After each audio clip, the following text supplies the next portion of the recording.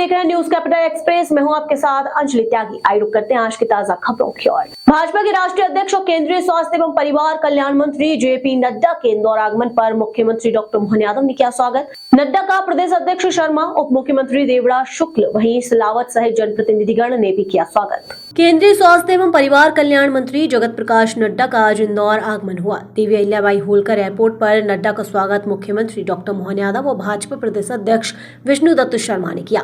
नड्डा का स्वागत उप मुख्यमंत्री जगदीश देवड़ा, राजेंद्र शुक्ल, जल संसाधन मंत्री तुलसीराम सिलावट, महापौर पुष्यमित्र भार्गव, जिला पंचायत अध्यक्ष रीना सतीश मालवीय, राज्यसभा सांसद कविता पाटीदार, सांसद शंकर लालवानी, विधायकगण मालिनी गौड़, उषा ठाकुर, रमेश मेंदोला, महेंद्र हाड़िया, गोलू शुक्ला, मनोज पटेल सहित चिंटू वर्मा, गौरव रणदिवे एवं बड़ी संख्या में जनप्रतिनिधिगण गणमान्य जन ने स्वागत किया। जिस प्रकार से हमारे स्वास्थ्य सेवाओं का सुदृढ़ीकरण हो रहा है, जिस प्रकार से हम लोग काम कर रहे हैं, बाबा महाकाल की कृपा से निश्चित रूप से स्वास्थ्य विभाग हमारा लगातार प्रगतिरत है। आज आपके माध्यम से इस उज्जैन और इंदौर के प्रवास में माता अहिल्या की इस महानगरी में आपका आगमन ही एक शुभ संकेत दे रहा है।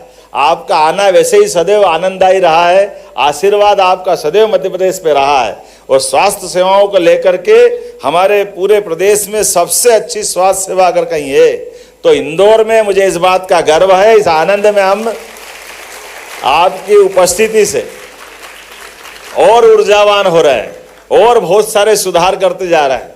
काल के प्रवाह में अगर हम सरकारों के बलबूते पे बात कहें तो कहाँ 2004-05 तक हमारे प्रदेश में केवल 5 मेडिकल कॉलेज थे, लेकिन आपके नेतृत्व के भरोसे से हमारे पास यद्यपि परिवर्तन का युग चालू हुआ, आज 30 मेडिकल कॉलेज हमारे मध्य प्रदेश की सरकार के माध्यम से प्राइवेट और सरकारी संचालित हो रहे हैं, जिसमें 3 का आशीर्वाद तो अभी आपके माध्यम से नीमच, मंदसौर, सिवनी, ये आपका ही आशीर्वाद है और कई सारे कॉलेज, कई सारे हमारे पैरामेडिकल, नर्सिंग ऐसे महाविद्यालयों का शुभारंभ भी हुआ है और अभी 8 हमारे निर्माणाधीन पाइपलाइन में है, 12 हमने पीपीपी मॉडल पे लगाए हैं। अर्थात 2 साल के अंदर 50 मेडिकल कॉलेज हमारे मध्य प्रदेश के अंदर बनकर के तैयार हो जाएंगे।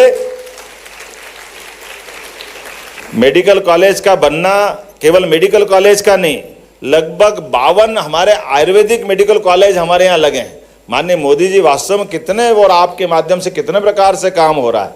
हमारे पास केवल एलोपैथिक नहीं, सभी प्रकार की चिकित्सा व्यवस्थाओं के मार्ग पे जाकर के अंततः व्यक्ति का स्वास्थ्य अच्छा हो सकता है। इसलिए आयुष्मान विभाग के माध्यम से आपने जो समग्र कल्पना की है वाकई वो अद्भुत है। आज के इस अवसर पर पुनः मैं आपका मध्य प्रदेश की धरती पर स्वागत करता हूं, अभिनंदन करता हूं और उम्मीद करता हूं आपके मार्गदर्शन में निश्चित रूप से 2030 तक तो हमारा देश होगा, लेकिन हम कोशिश करेंगे 2028 तक ही मध्य प्रदेश एड्स से मुक्त हो जाए। आपका आशीर्वाद चाहते हुए इस संकल्प के साथ आपको पुनः धन्यवाद, आभार, पुनः वंदन, अभिनंदन। मेडिकल कॉलेज खोलने में इतनी कठिनाई आती थी कि पता नहीं बाप रे बाप क्या क्या होता था, लेकिन उस मूल बीमारी की जड़ आपने खत्म कर दी। मेडिकल काउंसिल ऑफ इंडिया के बजाय नेशनल मेडिकल काउंसिल बना करके आपने सारे तंत्र पे पारदर्शिता का, आपका स्वास्थ्य मंत्री के रूप में माननीय मोदी जी के नेतृत्व में मेडिकल के क्षेत्र में, स्वास्थ्य विभाग के क्षेत्र में वास्तव में दुनिया के सामने आदर्श बना। मैं आपको बधाई देना चाहूंगा माननीय नड्डा जी को।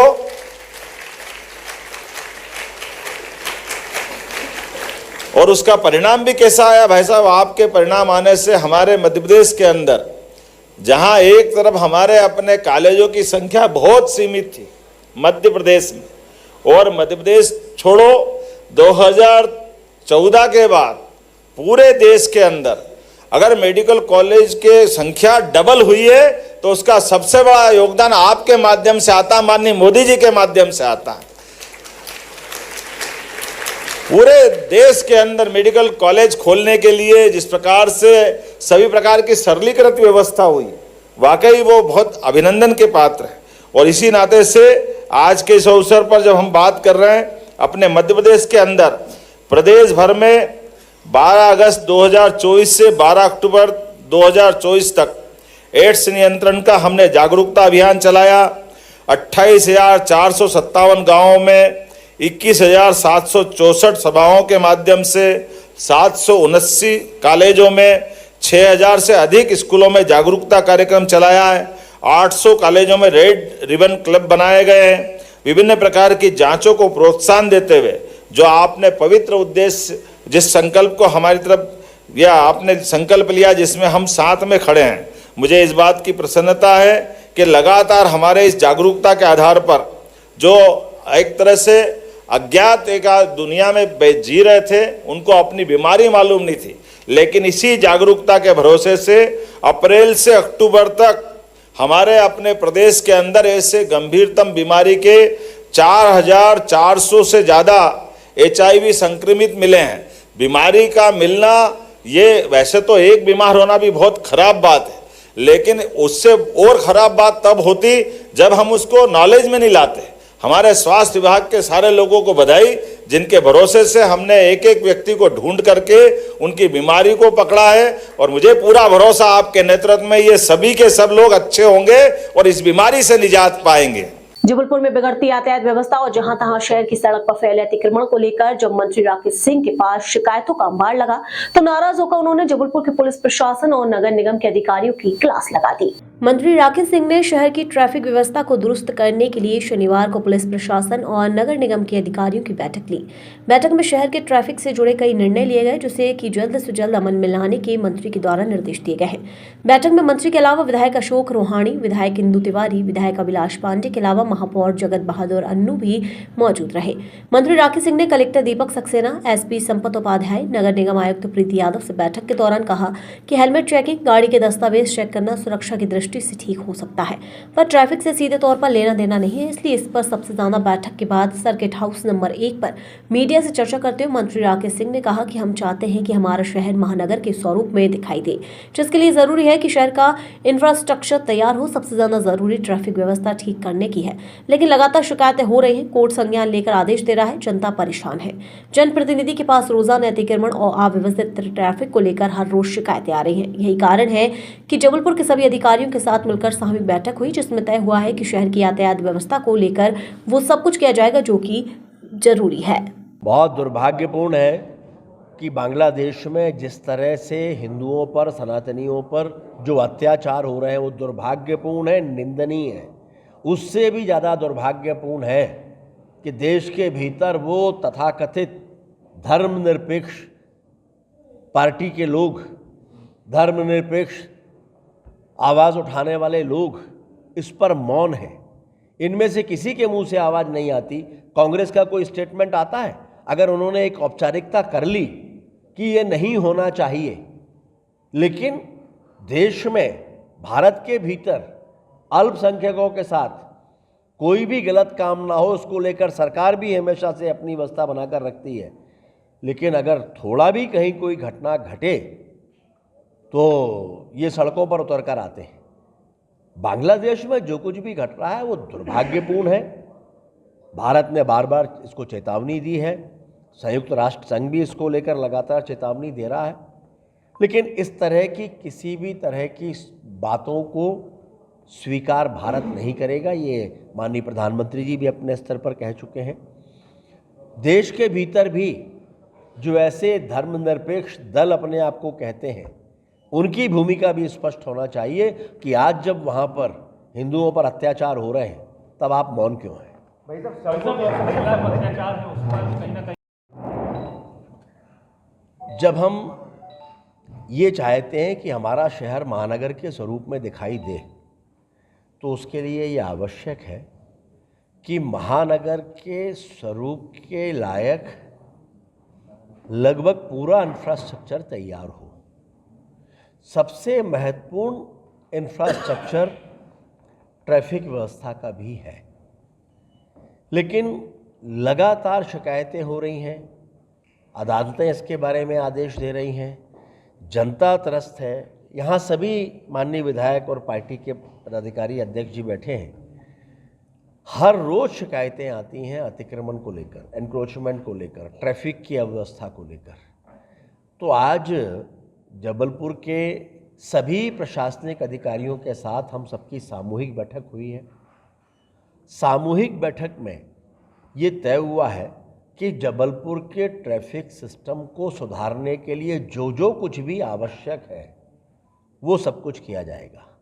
इसमें अव्यवस्थित ट्रैफिक के साथ साथ नियम तोड़ने वालों पर कार्रवाई का मामला हो या अतिक्रमणों पर सख्ती हो या फिर व्यापारी व्यवसायियों को अपना व्यापार व्यवसाय चलाने में किसी तरह की कठिनाई का सामना ना करना पड़े, इसके लिए आवश्यक तैयारियां हों। ये सब कुछ प्रशासनिक अधिकारियों के साथ बैठकर बातचीत में तय हुआ है और मुझे उम्मीद है कि बहुत जल्दी इसके परिणाम दिखने लगेंगे।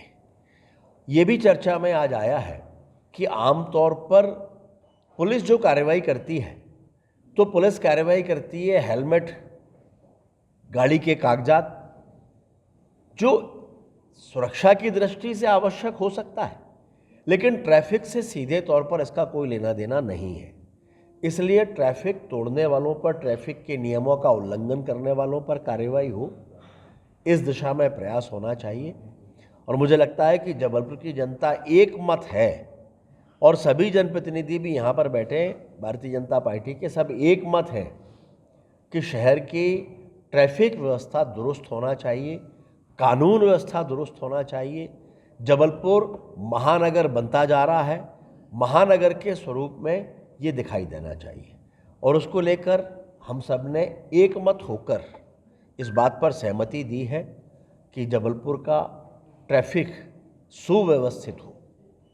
भाई साहब, जो ई रिक्शा है लगातार हिंदू राष्ट्र का करुणाधाम आश्रम के पीठाधीश्वर सुरेश शांडिल्य ने किया समर्थन। हिंदू राष्ट्र का करुणाधाम आश्रम की पीठाधीश्वर सुरेश शांडिल्य ने किया समर्थन।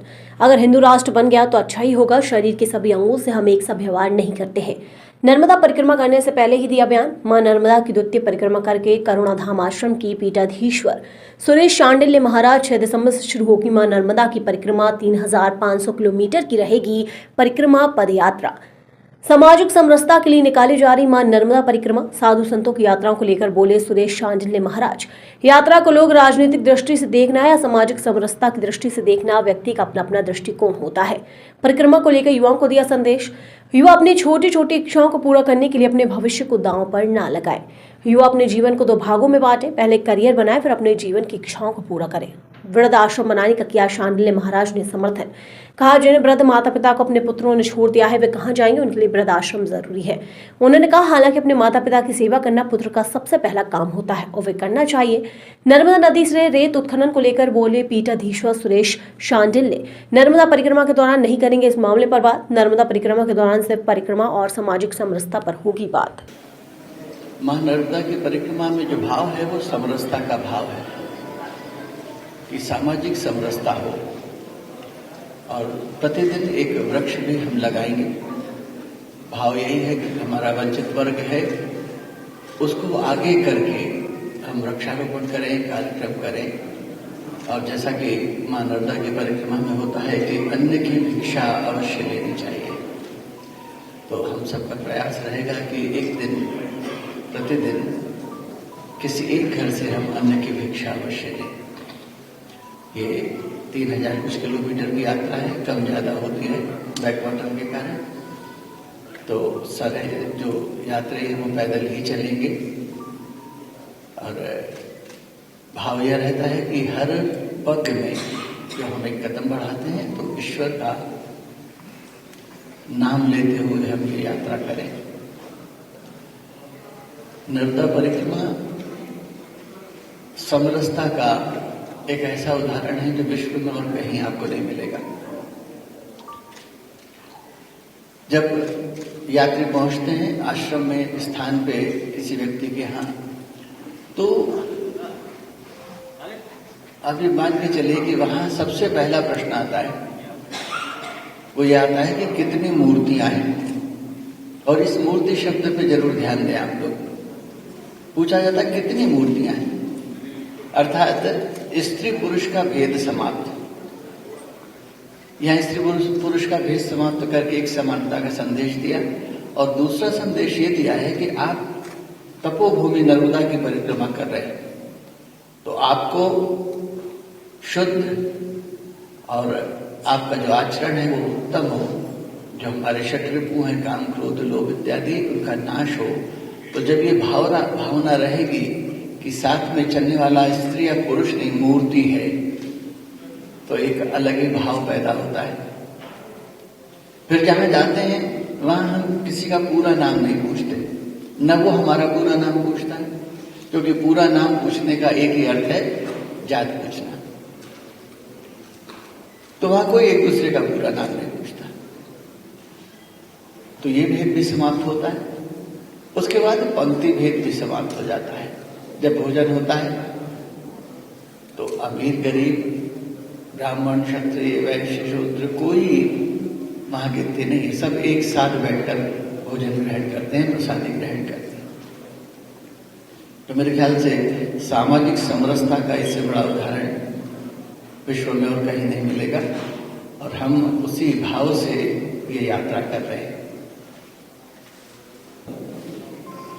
आप लोग चूंकि सभी पत्रकार बंधु यहाँ हैं, तो ये संदेश भी मिल जाएगा तो समाज के लिए लाभदायक ही रहेगा कि जो युवा हैं वो अगर छोटे छोटे प्रलोभनों से बचकर जीवन में आगे बढ़ें और अपने चरित्र निर्माण पर अगर ध्यान दें, तो शायद उनका और भारत का दोनों का भविष्य बहुत उत्तम हो जाएगा। हम सब कलिकाल में रह रहे हैं, जहां हम सब जानते हैं कि हम सब का धैर्य बहुत कम है और हम सब की आयु भी दूसरे कालों की अपेक्षा कम है, और बहुत थोड़ा समय हम सबके पास है। उस समय में हमें ईश्वर को भी पाना है, और जो आज का समय है कि हमें अपना कैरियर भी बनाना है। मैं युवाओं को एक छोटा सा संदेश देना चाहता हूं कि अपने जीवन को 2 भागों में आप बांट लो। एक भाग कैरियर बनने के पहले का और एक भाग कैरियर बनने के बाद का। आपके पास 2 ऐश हैं, एक इंग्लिश का और एक उर्दू का। अगर कैरियर बनने के पहले आपने उर्दू के ऐश को अपने जीवन का हिस्सा बनाया, तो कैरियर जो बाद का हिस्सा है वो इंग्लिश का ऐश हो जाएगा, राख हो जाएगा। लेकिन यदि कैरियर बनने के पहले आपने अपनी इच्छाओं को राख दिया, इंग्लिश का ऐश किया, तो फिर पूरे जीवन आप उर्दू का ऐश करेंगे। और यहाँ बैठे बहुत से लोग इस बात को मानेंगे, क्योंकि वो जीवन के उस पड़ाव से निकल चुके हैं कि ये बात तो सत्य है कि अगर समय पर हमने कुछ किया होता तो आज हम कहीं और होते। लेकिन विडंबना ये है कि ये बात गहराई से समझ में तभी आती है जब समय निकल चुका होता है। तो युवाओं को केवल इतना संदेश है कि छोटी छोटी इच्छाओं के लिए अपने भविष्य को दांव पर न लगाएं। और ईश्वर को हमने नहीं देखा, लेकिन हमने अपने माता पिता को देखा है। वही ईश्वर के अंश हैं और वही ईश्वर की प्रसन्नता का कारण भी है। जो अपने माता पिता की सेवा करते हैं, उनके सूर्य और चंद्र ग्रह तो वैसे ही ठीक हो जाते हैं।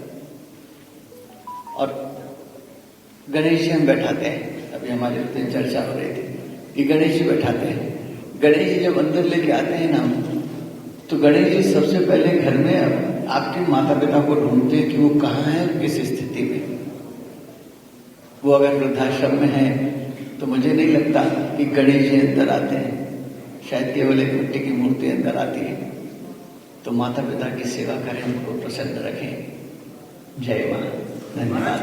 प्रभु की खासतौर से मां नर्मदा जी की परिक्रमा को लेकर के, तो पवित्र विशेष को लेकर के जन जागरण समाज में चेतना जगाने का काम होता है। हम प्रार्थना करेंगे मैया से कि जिंदगी की यात्रा से आनंद संपन्न हो और जिस उद्देश्य को लेकर के यात्रा है वो पूर्ण हो, इसका लाभ सब मानव जीवन को।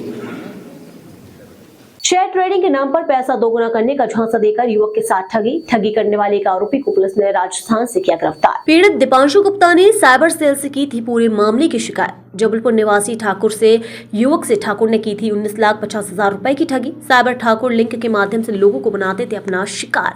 साइबर पुलिस खाते में गए पैसों में लिंक की केवाईसी के माध्यम से आरोपी तक पहुंची। वहीं पुलिस राजस्थान के कनिचनावा का रहने वाला है आरोपी विकास यादव। पूछताछ में आरोपी ने एनकाउंटर में 10 लाख रुपए की बात कबूली।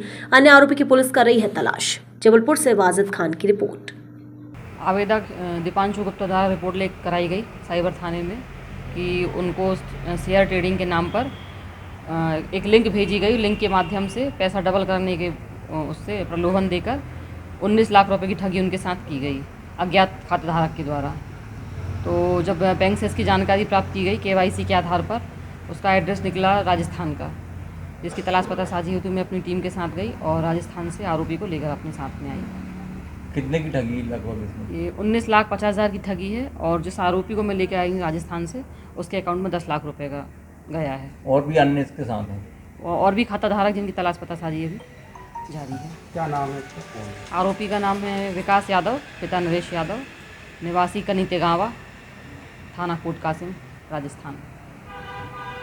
जबलपुर जिले में कलेक्टर एसपी द्वारा लगातार शहर की यातायात व्यवस्था को सुधार बनाने एवं अतिक्रमण मुक्त बनाने पहल की जा रही है। गौरतलब हो कि बीते दिन लोक निर्माण विभाग मंत्री राकेश सिंह द्वारा भी शहर की यातायात व्यवस्था को सुधारने को लेकर अधिकारी को निर्देश दिए थे। सीएसपी रितेश कुमार शिव ने बताया कि इसी तारतम्य में जबलपुर शहर के लॉर्डगंज थाना अंतर्गत गंजीपुरा फवारा क्षेत्र में पुलिस द्वारा यातायात व्यवस्थित करने और अतिक्रमण को अलग करने के लिए कार्यवाही की गई। शुरुआती दौर पर थाना पुलिस द्वारा व्यापारियों को समझाइश देकर दुकानों का सामान सड़क तक न फैलने की बात कही गई। वहीं सड़क के किनारे ठेलों और टपरों के द्वारा अतिक्रमण करने वालों को सख्त हिदायत देते हुए दोबारा ऐसा करने पर चालानी कार्रवाई किए जाने के निर्देश दिए गए और सामान भी जब्त किया गया। जबलपुर से वाजिद खान की रिपोर्ट। कलेक्टर सर और एसपी सर के निर्देशानुसार कल से अतिक्रमण के खिलाफ कार्रवाई चालू की गई है, जिसमें कल भी सभी बाजार क्षेत्र में अनाउंसमेंट करके और दुकानदारों को समझाइश देकर यातायात को सुचारू रूप से व्यवस्थित करने के संबंध में बात बताई गई है। और उसके बाद में जहां जहां अस्थायी अतिक्रमण है उन्हें हटाने का काम नगर निगम की टीम, राजस्व की टीम और पुलिस विभाग के द्वारा किया जा रहा है। इसी तारतम्य में आज भी लॉर्डगंज थाने के सामने से अतिक्रमण के खिलाफ कार्रवाई की जा रही है। ये कार्रवाई अभी लगातार कई दिनों तक चलेगी और इसमें लगातार अनाउंसमेंट करके और लोगों को समझाकर और जहां आवश्यकता होगी वहां पर वाहनों का प्रवेश प्रतिबंधित करके यातायात को सुचारू रूप से व्यवस्थित कराने का प्रयास किया जाएगा। क्या लगता है सर कि जो लोग हैं उनको देखा जा रहा है कि लगातार कार्रवाई प्रशासन जुटा हुआ है कि जो लोगों में एक अभी ठेले वगैरह और जो दुकानें लग गई हैं वो काफ़ी समय से यहाँ पर लगी हुई हैं, तो उनको समझाने का प्रयास किया जा रहा है और जहाँ आवश्यकता होगी वहाँ पर चालानी कार्रवाई और वैधानिक कार्रवाई भी की जाएगी यदि उनके द्वारा ये बात नहीं मानी जाती है। अभी प्रारंभिक रूप में उनको समझाइश देकर और उन्हें एक अलग जगह पर स्थानांतरित करके जो बाजार का क्षेत्र है उसे व्यवस्थित कराया जा रहा है। लोगों से क्या अपील है जो लोग मार्केट आते हैं? मेरी अपील है कि जो खासकर जो व्यापारिक क्षेत्र है वहाँ पर जो आपके वाहन हैं उन्हें एक उचित स्थान पर, पार्किंग के स्थान पर ही उन्हें पार्क किया जाए। और साथ में जो दुकानों के सामने कुछ ऐसी शिकायतें आई थी कि कई लोगों के द्वारा खुद ही ठेले या कुछ दुकानें लगा ली गई थी, तो उनसे भी अपील है कि वो अपना जो रोड के पास का जो एरिया रहता है उसे खाली रखें ताकि वहाँ पर छोटे वाहन, 2 पहिए वाहन खड़े हो सकें और इससे कि व्यापारिक क्षेत्र में भी जो दुकानदार हैं उनके लिए भी कस्टमर्स अधिक संख्या में उपलब्ध होंगे और एक व्यवस्था बनी रहेगी। क्या लगता है सर कि अगर जो व्यापारी हैं और जो आम लोग आ रहे हैं सबको अगर मिलकर बिल्कुल इसी तारतम्य में हम लोगों ने ये प्लान किया है कि कल हम एक बैठक सभी व्यापारिक संगठन के साथ भी कर रहे हैं और उन्हें उनके साथ बैठकर उनके सुझावों को भी हमारे द्वारा सुनकर और हमारे जो प्रयास हैं उनके द्वारा साझा कर एक समाधान निकालने का प्रयास किया जाएगा और सभी को एक मंच पर लाकर हम लोग एक व्यवस्थित बाजार क्षेत्र को बनाने की कोशिश कर रहे हैं। शनिवार की शाम को तिलवारा के पास स्थित दयोदय गौशाला में निर्माण के दौरान अचानक ही दीवार गिर गई, जिसमें दब जाने से 4 मजदूर बुरी तरह से जख्मी हो गए। आनन फनन में इलाज के लिए घायलों को इलाज के लिए मेडिकल कॉलेज में भर्ती किया गया। रविवार को इलाज के दौरान 2 मजदूरों की मौत हो गई। घटना की जानकारी मिलने के बाद मौके पर पहुंची तिलवारा थाना पुलिस ने मर्ग कायम कर जाँच शुरू कर दी है। वहीं बताया जा रहा है कि घायल राजस्थान के रहने वाले हैं, जो कि मजदूरी करने के लिए कुछ दिनों पहले ही जबलपुर आए थे। शनिवार की शाम को हुई घटना के बाद पुलिस ने घायलों के परिजनों को सूचना दे दी थी। रविवार शाम तक परिजनों के आने के बाद दोनों शव को परिजनों को सौंपा जाएगा। जानकारी के मुताबिक दयोदय गौशाला में निर्माण कार्य एक सप्ताह से चल रहा है। शनिवार को निर्माण कार्य में 4 लगे मजदूर जब दीवार तोड़ने का काम कर रहे थे, तभी अचानक ही दीवार गिर गई, जिसके चलते 4 मजदूर आकाश सोनवल, मोनू सोनवल, सूरज सोनवल और पंकज सोनवल 20 फीट ऊंची दीवार में दब गए।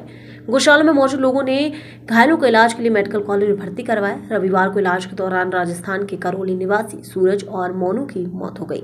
मौके पर मौजूद कर्मचारी भरत लाल ने बताया कि गौशाला में 20 फीट की दीवार खड़ी की जा रही थी। ईंट जोड़ने के लिए लकड़ी के पट्टे लगाए गए थे, जिसमें खड़े होकर काम किया जा रहा था। अचानक ही दीवार गिर गई, जिसमें चारों दब गए। दयोदय गौशाला प्रबंधन कमलेश जैन का कहना है कि मंदिर निर्माण चल रहा था, मजदूरी के लिए कई मजदूर लगे हुए थे, दीवार खड़ी की जा रही थी जो कि गिर गई। घायलों को तुरंत इलाज के लिए अस्पताल लाकर भर्ती किया गया।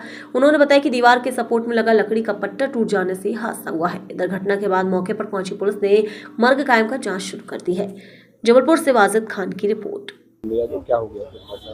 हम राजस्थान वाले और हमारा जिला करौली है, दानालपुर गांव में रहते हैं। इधर ये गौशाला में मंदिर का काम करने के लिए आए थे, तो अच्छे से चल रहा था, कोई दिक्कत नहीं, ख़त्म होने वाला था। तो अचानक दीवार गिर पड़ी, तो ये चारों लोग नीचे गिर गए। एक मोहन सिंह, सूरज, पंकज और आकाश। किसकी मौत भी हुई है? हाँ, 2 की हो चुकी है, सूरज और मोहन सिंह। आपको क्या लगते हैं? सूरज मेरा भाई है, मोहन सिंह दोस्त है। एक ही जगह के हिसाब? हाँ, एक ही जगह। हाँ, मैं भी कर रहा, मैं नीचे था, मैं रस्से से माल खींच रहा था ऊपर। अचानक कैसे हादसा हुआ? नहीं, अचानक से ही दीवार टूट गई। शुभ नाम बताएं। मेरा शुभ नाम आकाश जाटव। कल दिनांक को शाम को करीबन 5 बजे करीबन दयोदय तीर्थ में ये राजस्थान के मजदूर काम करने आए हुए थे। तो वहाँ बांस की चाली में ये काम कर रहे थे, तो टूट जाने के कारण ये नीचे गिर गए थे, जिन्हें घायलों को उपचार हेतु अनंत हॉस्पिटल लेकर आए थे, जहाँ इलाज के दौरान इनकी मृत्यु हो गई है। कितने लोगों की मौत हुई, नाम कुछ बता पाएं? ये 2 लोगों की मृत्यु हो गई है, 2 अन्य लोग जो घायल हैं जो वर्तमान में इलाजरत हैं अनंत हॉस्पिटल में। ये मृतक हैं, एक हैं ये मोहन सिंह है, पिता नत्थीलाल हैं, राजस्थान के रहने वाले हैं, और दूसरे हैं सूरज कुमार, पिता सुरेश चंद्र, ये भी राजस्थान के ही रहने वाले हैं। पंचनामा कार्रवाई की जा रही है और पंचनामा कार्रवाई उपरांत मेडिकल मर्चुरी में इनको भिजवा कर सब परिजनों को सुपुर्द किया जाएगा। 2 घायलों की कैसी स्थिति है? वो इलाजरत हैं, एक की स्थिति तो सामान्य है, एक की स्थिति अभी थोड़ा नाजुक बनी हुई है, उसका भी इलाज चल रहा है। शुभ नाम बताएं। प्रधान आरक्षक सतीश शुक्ला।